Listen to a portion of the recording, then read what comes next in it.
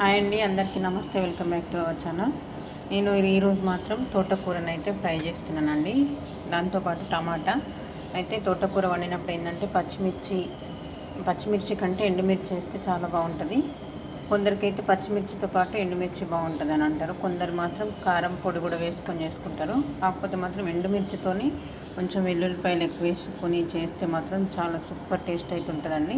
మా ఇంట్లో మాత్రం రెండు కాంబినేషన్లో పచ్చిమిర్చి ఎండుమిర్చి వేస్తే మంచిగా ఇష్టంగా తింటారు. వాటితో పాటు టమాటాను అయితే కంపల్సరీ అండి. నేను చేసే ప్రాసెస్ ఎట్లానో చూడండి.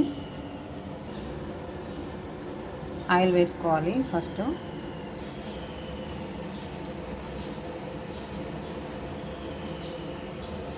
కర్రీకి సరిపడా ఆయిల్ అయితే కొంచెం ఎక్కువ వేసుకుంటే బాగుంటుంది. అంటే మంచిగా ఫ్రై కావాలి కదా తోటకూర అనేది. ఆయిల్ వేడెక్కిన తర్వాత జీలకర్ర అయితే వేసుకోవాలండి. ఆవాలు వేసుకుంటే కొంచెం మా ఇంట్లోనైతే తినరు, అందు గురించి ఆయిల్ అయితే అవాయిడ్ చేస్తున్నా. జీలకర్ర ఎక్కువ వేస్తున్నానండి. జీలకర్ర ఫ్రై అయింది కదా, దాంతో పాటు తర్వాత ఎండుమిర్చి వేస్తున్నా. ఎందుకంటే అది కొంచెం నూనెలో మంచిగా మగ్గాలి. అట్లా వేసుకునే ముందు ఇలా ఇత్తులైతే తీసి పక్కన పెట్టుకోండి. తర్వాత పచ్చిమిర్చి వేసుకోండి.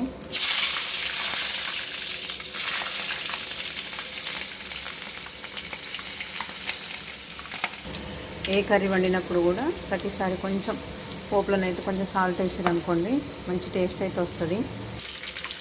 ఆనియన్ వేస్తున్నా. ఒక ఉల్లిగడ్డ సరిపోతుందండి.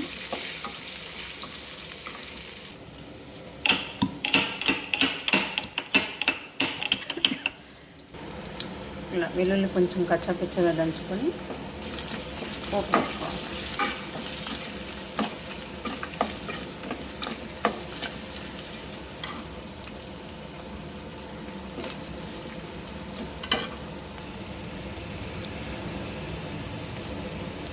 కొంచెం పసుపు.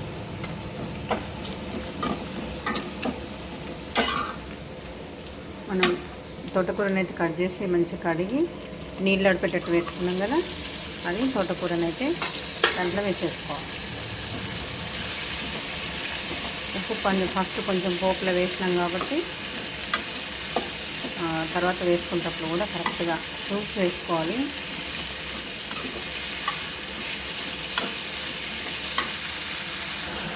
కర్రీకి సరిపడా ఉప్పు అయితే వేస్తున్నాను. టమాటా వేస్తాం కదా, కొంచెం ఎక్కువనే పడుతుంది.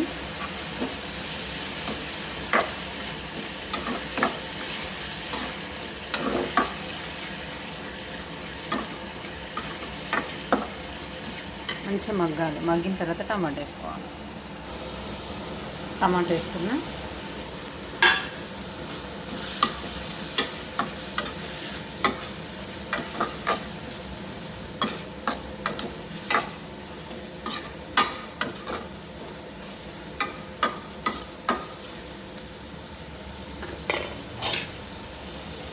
మూత పెట్టేసుకోవాలి. మంట సిమ్లో పెట్టుకుంటే చూడండి, ఇలానైతే మగ్గాలి. టమాటా అనేది ఇట్లా తాడకలు సాగాలి. చూడండి, టమాటా ఇట్లా సన్నగా ఇట్లా కావాలి, మంచిగా ఫ్రై అయినట్టు.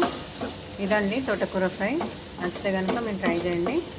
వీడియో నచ్చితే లైక్ చేయండి ఫ్రెండ్స్. మరిన్ని వీడియోస్ కోసం మన ఛానల్ని సబ్స్క్రైబ్ చేసుకోండి. ఓకే అండి, థ్యాంక్ యూ. మరి